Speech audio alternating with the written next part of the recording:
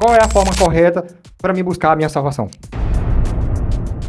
Nós aprendemos de várias formas, né, Francisco? Porque a religião, ela traz pra gente uma contravenção, um adultério contra a palavra de Deus. Porque eu não vejo uma forma do homem buscar a salvação. Eu vejo uma forma do homem reconhecer o sacrifício na cruz e a salvação, como a Bíblia diz, como um dom gratuito. Porque eu vejo hoje as pessoas lutando e relutando acerca disso. Nós aprendemos na religião que é preciso a gente buscar a salvação. Ou seja, também eles falam que a gente também pode perder a nossa salvação. Isso é verdade?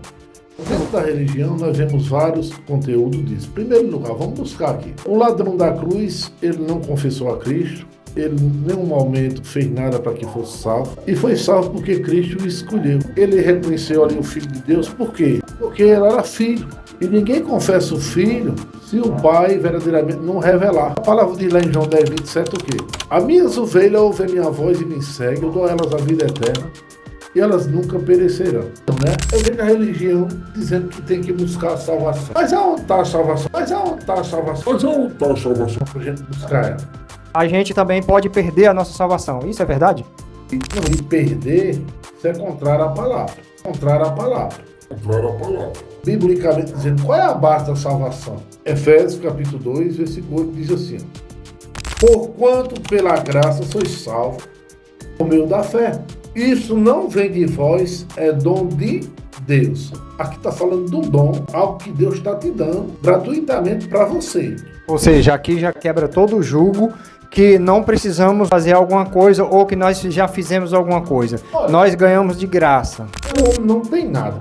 Em primeiro lugar, João 3, 27, a Bíblia diz que o homem não recebe coisa alguma que do céu não seja lhe dado. Tudo vem do Senhor. Qual é a diferença entre um filho e entre um escravo? O filho permanece no corpo, adorando e glorificando, e o bastardo ele não permanece na casa. Quantas pessoas traz hoje um questionário muito grande? Aonde buscar? Porque se fosse para buscar, eu disse aqui em Efésios 2,8, pela graça sois salvos por meio da fé, isso não vem de vós, é um dom de Deus. Não vem das obras para que ninguém se glorie. Se não vem das obras, não tem como eu exercer algo para alcançar a salvação. E como é um dom gratuito, Romanos 11, 29, a Bíblia diz que o chamado e os dons são sem arrependimento. Isso aqui não é trazido porque não é do interesse da religião ensinar isso aos membros. Por quê? Porque hoje eu te digo sem medo de errar.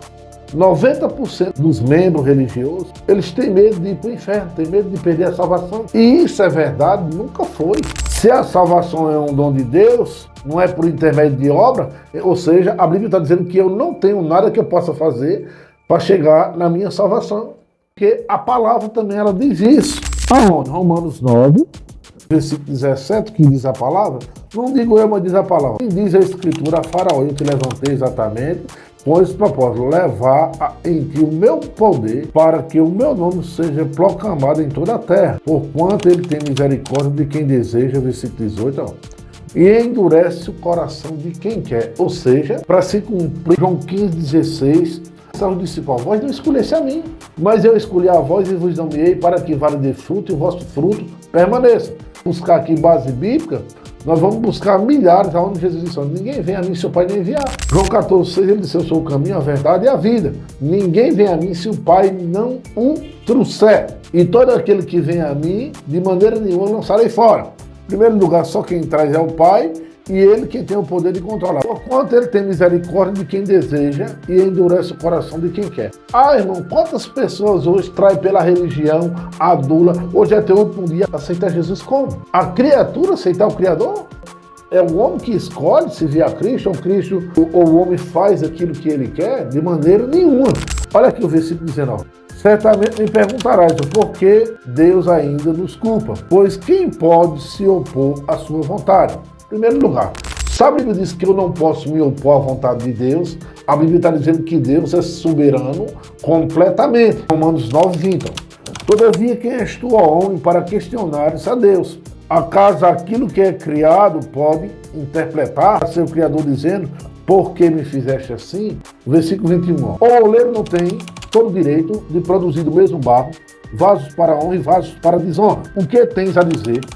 se Deus suportou com muita longanimidade os vasos da ira preparados para a destruição.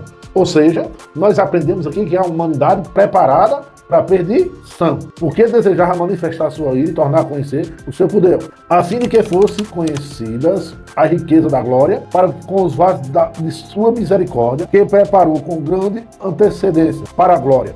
Quero dizer a nós próprios, que convocou não apenas dentro do judeu, mas igualmente dentro de todos os gentios, como diz ele também em Osés: chamarei meu povo a quem não era meu povo, e chamarei minha amada a quem não era minha amada. E mais acontecerá que no mesmo lugar em que ele foi declarado, vós não sois meu povo, aí serão chamados filho do Deus vivo. Amém? Eu vejo pessoas dizendo, não, temos que aceitar Cristo. Amado, quem é o homem para aceitar o Criador? Se você é filho, você tem que saber que a tua vida tem que condizer com a palavra. O teu comportamento tem que condizer com a palavra. O teu testemunho tem que declarar quem você é. E se você tem uma vida com Deus, todos reconhecem e declaram que Deus está na tua vida. Isso para mim é confessar a Cristo. Acerca da salvação, que é a base de tudo, é quando eu permaneço na mesma posição, no mesmo testemunho, do começo até o fim. Mas há uma possibilidade de tropeçar na caminhada? Claro que há. No exterior, todavia, nós vamos tropeçar porque somos homens e somos carnais. Mas quando a religião trouxer para a igreja a verdade, que a igreja não é física, a igreja é espiritual, então a igreja vai compreender que ela já está no mundo espiritual, ela não vai entrar. Até hoje a igreja está tentando buscar entrar no mundo espiritual. Lê, mas não absorve e nem põe em prática. Isso é que resulta em tanto erro por meio da religião. Todos lêem que o nome do Filho está escrito no livro da vida. Vemos hoje dentro da religião pessoas para enfeitar altares, orando para Deus reescrever o nome do Filho no livro da vida. Isso é oração de feitiçaria contra a palavra, contra a verdade. Se a liderança fosse enxergar o que diz a palavra, as 13 cartas de Paulo fossem pregadas para as igrejas atuais, que somos nós hoje, que é onde tira um pouco resumo das cartas paulinas para nós que somos gentios, a igreja viveria de outra forma. A igreja continua afetada, por quê? Porque ela está construindo, junto com a religião, aquilo que Cristo destruiu. Em Gálatas 2,18, a Bíblia diz, se eu torno a edificar aquilo que Cristo destruiu, eu me torno transgressor. Mas nos prega, Jesus na cruz morreu e levou sobre si todos os nossos pecados. Ei, mas se Cristo levou o pecado, como é que eu no outro dia eu vou batizar para tirar o pecado que Cristo levou? Aí, Cristo não levou o pecado?